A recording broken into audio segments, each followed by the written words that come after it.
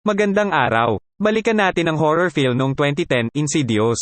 Nag-umpisa ang pelikulang ito sa paglipat bahay ng mag-asawa na si Josh at Renee kasama ang kanilang mga anak na sina Dalton, Forster at Callie. Habang naglalaro si Dalton, nagbukas ang pinto paakyat sa attic. Sa pagsubok niya na buksan ang ilaw, nahulog siya dahil sa sirang hagdan. Naalerto ang mag-asawa nang marinig nila ang sigaw ng anak. Nakita nila si Dalton na may sugat sa ulo. Kinabukasan, hindi na siya magising ni Josh. Idineklara siyang comatose ng mga doktor pero hindi nila mahanap ang dahilan nito. Makalipas ang 3 buwan, ibinalik nila si Dalton sa kanilang bahay. Doon nakaranas ng katikat takot si Renee. May naririnig siyang boses mula sa kwarto ng kanyang anak mula sa baby monitor. Sunod ay ang pagtunog ng security alarm ng kanilang bahay. May nakita rin siya na handprint na kulay pula sa bedsheet ni Dalton. Ang kahindik-hindik ay nang may sumugod sa kanyang lalaki na may mahabang buhok. Dahil dito, lumipat sila ng bahay. Hindi nagbago ang experience ni Renee sa kanilang bagong bahay. May nakita siyang batang lalaki na nakasuot ng damit noong unang panahon. Nagtawag siya ng pari dahil sa nangyari. Ang nanay naman ni Josh na si Lorraine ay naroon din dahil napanaginipan niya na mayroong demonyo sa loob ng kwarto ni Dalton. Pagkatapos ay nakita niya ito sa likod ni Josh na kinagulat niya. Pagkaraan ay narinig nila ang mga kalabog sa kwarto ni Dalton. Nang mabuksan ang pinto, nasa sahig na si Dalton at magulong-magulo ang kwarto niya. Dahil sa nangyari, tinawagan ni Lorraine si Elise at ang kanyang mga paranormal investigators na sina Specs at Tucker. Gamit ang iba't ibang instrumento, napatunayan ng dalawa na mayroong mga multo sa bahay at kailangan nila ng tulong ni Elise. Pagdating ni Elise sa kwarto ni Dalton ay nakita niya sa kisame ang demonyo. Nilarawan niya ito habang si Specs naman ay nagdo-drawing. Ipinaliwanag niya ang sitwasyon sa mag-asawa, na si Dalton ay hindi comatose at siya ay may kakaibang kakayanan na makapunta sa ibang dimensyon. Wala ang kanyang kaluluwa sa kanyang katawan. Ito ay nakakulong sa ibang dimensyon na tinatawag niyang The Further, na ang mga naranasan at nakita ni Renee ay mga kaluluwa na gustong sapian ang katawan ni Dalton. Subalit ang may pinakamalapit sa lahat ay ang demonyo na may pulang mukha. Dahil sa narinig, pinalayas ni Josh ang team ni Elise. Hindi siya naniniwala sa mga sinabi ni Elise. Subalit nang makita niya ang drawing ng kanyang anak, pinatawag niyang ulit ang team ni Elise. Sinubukan nilang kausapin si Dalton sa kabilang dimensyon. Nakakausap nila subalit hindi siya makaalis sa kinaroroonan. Naghihingi ng tulong si Dalton. Maya-maya ay nanginginig na si Elise at nawala ng malay. Habang ginigising si Elise ay nagulat ang lahat nang biglang lumitaw si Dalton sa kanilang tabi. Tumalsik ang lahat sa bawat hampas ng bata. Mayroon ding kaluluwa na lumapit sa mag-asawa at ibinalibag si Josh. Nagising si Elise at pinaalis niya ang mga kaluluwa habang hawak si Dalton. Natapos ang gulo. Nakakuha naman si Tucker ng matibay na ebidensya sa nangyari. Tinawagan ni Elise si Lorraine upang ikwento niya ang nangyari kay Josh nung siya ay bata pa. Mayroon ding kaluluwa ng babae na unti-unti siyang nalalapitan kaya nang hingi rin siya ng tulong kay Elise. Sinara ni Elise ang kakayanan ni Josh na makapunta sa kabilang dimensyon at iniwasan nila ang pagkuha ng larawan kay Josh upang makalimot ito. Ang kailangan gawin ni Josh upang mailigtas si Dalton ay ang magpunta sa kabilang dimensyon. Naupo na si Josh at pinakinggan ang mga sinasabi ni Elise hanggang sa mapagtanto niya na nasa kabilang dimensyon na siya. Nakabalik siya sa unang bahay na nilipatan nila. Doon marami siyang encounter na mga kaluluwa hanggang marating niya ang attic. Nakita niya doon ang red door. Bago siya makapasok ay nilabanan na muna niya ang isang kaluluwa na nanakot kay Renee. Natalo niya ito. Nakita ni Josh si Dalton. Napakawalan niya ito sa pagkakadena subalit nakita sila ng demonyo na may pula sa mukha. Nilabanan sila ng demonyo ngunit nagawa nilang makatakas. Hindi nila alam kung saan pupunta hanggang sa marinig nila ang boses ni Renee. Sa totoong mundo ay sinusugod na sila Renee, Elise, Tucker ng iba't ibang kaluluwa. Ganon din sila Specs at Lorraine habang nakabantay kay Dalton. Sa kabilang dimensyon naman ay nagkahiwalay sina Dalton at Josh. Hinabol si Dalton ng demonyo habang si Josh naman ay nilalabanan ng kaluluwa na gustong sumapi sa kanya noong bata pa. Nagising si Josh ganon din si Dalton. Masaya ang lahat habang si Dalton ay kumakain kasama si Lorraine at Renee. Sina Specs at Tucker ay naglo-load ng gamit sa van. Magkasama naman si Josh at Elise. Napansin ni Elise ang mga daliri ni Josh nang iabot nito ang kanyang dating larawan. Pinicture ni Elise si Josh. Nagalit ito at sinakal siya hanggang sa mamatay. Nakita ni Renee ang katawan ni Elise na wala ng buhay at ang camera. Dinampot niya ito at nagulat sa nakita. Maya-maya ay nagulat siya sa paghawak ni Josh sa kanya. At dyan natapos ang horror film na Insidious. Abangan ang kasunod na recap ng Chapter 2. Mag-subscribe na para updated ka. Salamat sa panunood.